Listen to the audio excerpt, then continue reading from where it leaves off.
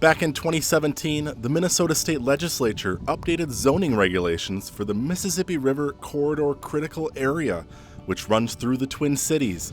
Those rules must now be adopted by local cities, including Coon Rapids. Because Minnesota is the headwaters of the Mississippi, they feel it's very important for us to preserve the quality of this water, and they do that through controlling the construction that goes along and any work that goes along the shorelines, the bluff lines along the Mississippi River. The Mississippi River Corridor Critical Area, which was designated as such back in 1976, stretches for 72 miles from the cities of Ramsey and Dayton down to Hastings and Ravenna Township.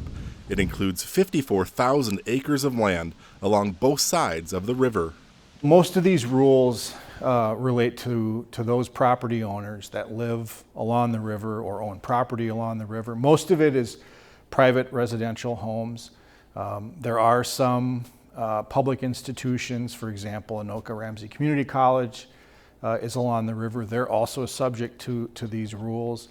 The three big changes include new design standards for acceptable river access, including paths, stairways, water-oriented structures, patios, and decks. Specific definitions have been developed for things like bluff line and bluff impact zone. And finally, permits are now required for certain land alterations and vegetation removal.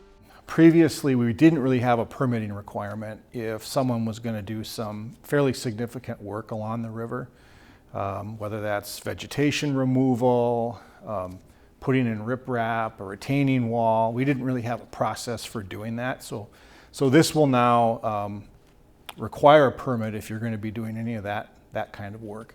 The DNR has created a model ordinance to help guide cities as they update their own ordinances to align with the new regulations. Anything that was legally established prior to the updated ordinance will be considered a legal nonconformity if it doesn't meet the new standards. And so there are protections under state law for legal nonconformities. This winter, the Coon Rapids Planning Commission will hold a public hearing for comments on the updated rules.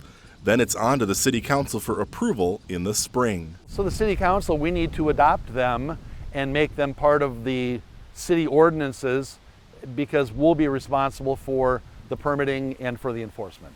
A lot of the changes, I think, are really related to permitting, clarification about rules. Things like structure setbacks are not changing. And so I think it's important for people to understand that this is really updating and modernizing our ordinance. But I don't know that there's drastic changes that we're making to it.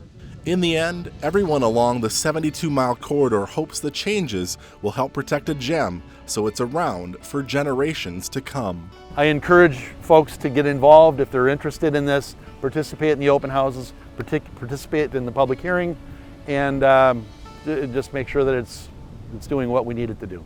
If you'd like to learn more about the changes, a virtual webinar will take place Wednesday, October 13th at 6:30 p.m.